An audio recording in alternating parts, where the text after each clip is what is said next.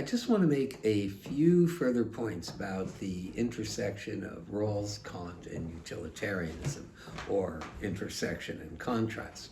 Um, Obviously, Rawls, in a way, is a kind of hybrid figure. The argument is Kantian in that we're trying to respect persons as autonomous agents, regardless of their talent. At the same time, we're drawing on utilitarianism in that the metric of respect or the metric of worry is couched in terms of welfare and benefit in a way that's just impossible under Kant. But there is a way in which Rawls is translating the Kantian worry about autonomy into the political domain.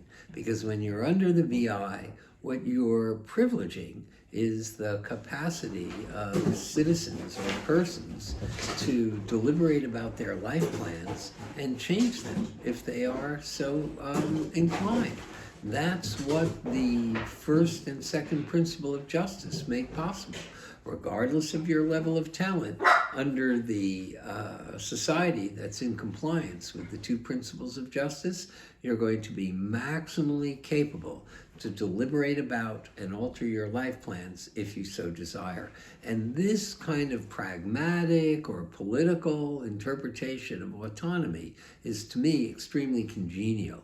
We don't have this vague, abstract talk of being capable of ascending to the standpoint of the categorical imperative test and testing your desires by reference to a suitably impersonal point of view. Instead, we have these distinct political freedoms on one hand and the distribution of resources on the other, in virtue of which persons will be, I won't say guaranteed, but the idea is vouchsafed something like the maximal amount of actual autonomy we could possibly reasonably ask for, in virtue of which, regardless of your level of talent, you will be able to lead or pursue a reasonable life plan. So you have this Kantian respect for autonomy, which I think is a very deep insight on Kant's part, that what's deep about persons and what needs to be respected is our being autonomous creatures. But here it gets a kind of political interpretation.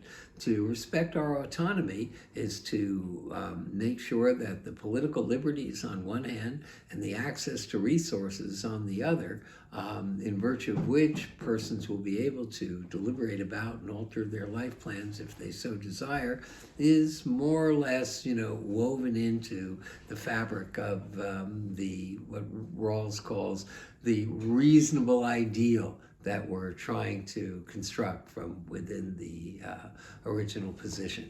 On the other hand, of course, there's this willingness to acknowledge that utilitarianism understands the way in which we're trafficking in actual benefits and harms when we worry about what it is that's good for us.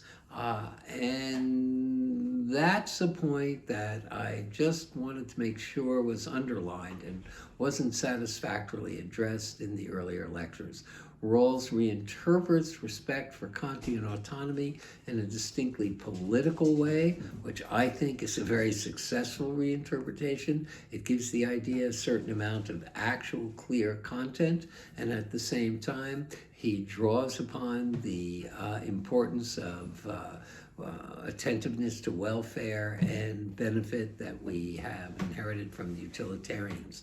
I should also say it's a small point, but I'll take it up when we meet again, when we come back to class.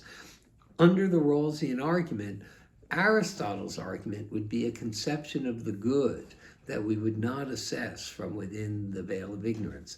Once the veil's lifted and we have actual psychologies and actual desires and actual aspirations, we might well come to believe that the Aristotelian conception of acquiring the dispositions of virtue, in virtue of which we can have friendship and love in a certain way, are indeed the best way forward to lead a rich and eudaimonia-laden life. But from the standpoint of equality of citizenship and respect for others, this cannot be a requirement for belonging to the collective society of citizens. You know, Aristotle might, in fact, have a deep insight as to what counts for the deepest possible life, but agreement with Aristotle can't be a requirement for being treated as an equal within the Rawlsian society. And that fact is expressed by treating conceptions of the good as that which you have no, what's the word I want? Direct knowledge of, you're ignorant of such things when under the veil of ignorance. So I just wanted to underline the way in which Rawls reinterprets Kantian autonomy as a way of making sure that persons are capable of having the resources to deliberate about and alter their life plans if they so wish, and the way in which he's drawing upon utilitarian respect for matters of benefit and welfare, and the way in which Aristotelian conceptions would be treated agnostically from within from the veil of ignorance. Conceptions of the good will be treated agnostically when we're under the veil of ignorance. And those are all the additional points I wanted to make at this juncture. So happy Thanksgiving.